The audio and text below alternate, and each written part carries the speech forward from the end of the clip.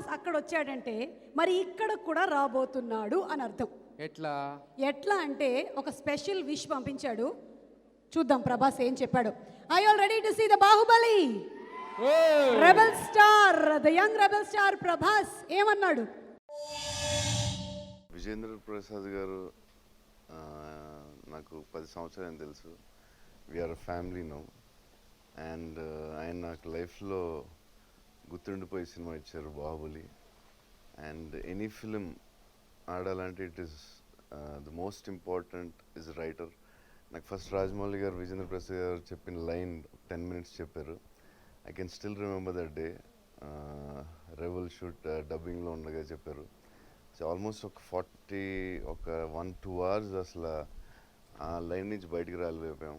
Only లైనే ఆయన అంత impact ఇచ్చారు. And we felt it's going to be very big film. అండ్ ఆ రోజు విజేంద్ర ప్రసాద్ గారు గురించి చాలాసేపు కొడుకున్నాం నేను రాజమౌళి గారు.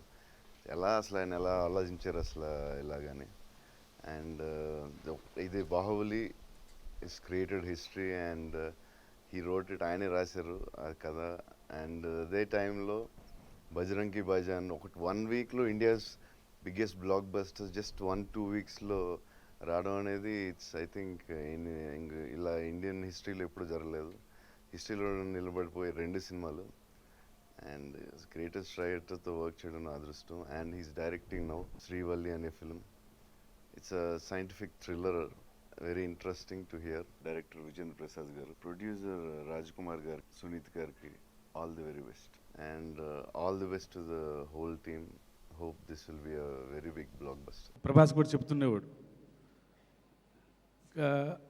ఏదైనా సినిమానే, సినిమా గురించి అంతకంటే ఎవరు ఆలోచించలేరేమో అని చెప్తూ ఉన్నప్పుడు నేను కూడా